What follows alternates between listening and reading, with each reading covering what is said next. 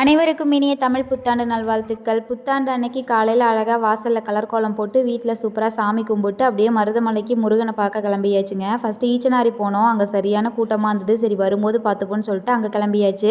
அங்கேயுமே வந்து பார்த்திங்கன்னா பயங்கரமான கூட்டம் தான். இதை நாங்கள் எக்ஸ்பெக்ட் பண்ணவே இல்லை. கீழே பாருங்கள், இந்த அளவுக்கு தானே கூட்டம் தெரியுது. ஆனால் மேலே போய் பார்த்ததே செம ஷாக்கு.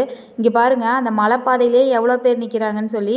எங்கள் கூட வந்தவங்கள முக்கால்வாசி பேர் திரும்ப ரிட்டனே போயிட்டாங்க இந்த கூட்டத்தை பார்த்துட்டு. இருந்தாலும் நாங்கள் மனதைரியத்தோடு எப்படி இந்த அளவுக்கு வந்துட்டோம். அந்த அந்த பக்கம் போனதுக்கப்புறமா அன்னதானம் போட்டாங்க. அங்கே சாப்பிட போனோம். அப்போ தான் வந்து எனக்கு ஒரு சர்ப்ரைஸ் நடந்தது. இவ்வளோ கூட்டத்தில் நம்மளை கண்டுபிடிச்சி ஒரு ஃபாலோவர் வந்து உங்கள் வீடியோஸ் எல்லாம் பார்ப்பேன்னு சொல்லும்போது அவ்வளோ சந்தோஷமாக இருந்தது. உங்ககிட்ட கொஞ்சம் நேரம் பேசிட்டு அப்படியே கொஞ்சம் கொஞ்சமாக வந்து மூவ் ஆன் பண்ணி மேலே வரைக்கும் வந்துட்டோம். அந்த கூட்டம் இருக்குது பார்த்தீங்களா, அந்த மலைப்பாதை படிக்கட்டு வரைக்கும் தான் வந்து அவ்வளோ கூட்டம். அதுக்கப்புறம் வந்து பார்த்திங்கன்னா கொஞ்சம் கொஞ்சம் பேர் தான் விடுறாங்க. அதனால் வந்து ரொம்ப ரிலாக்ஸாகவே நல்லா ஃப்ரீயாகவே சாமி கும்பிட்டோம். நல்லபடியாக சாமி கும்பிட்டு நாங்கள் வீட்டுக்கு வரும்போது நைட்டு 7 ஆயிடுச்சு. இப்படி தான் எங்கள் தமிழ் புத்தாண்டு போச்சு. உங்களுக்கு எப்படி போச்சுன்னு கமெண்ட்டில் சொல்லுங்கள். நாளைக்கு பார்க்கலாம்.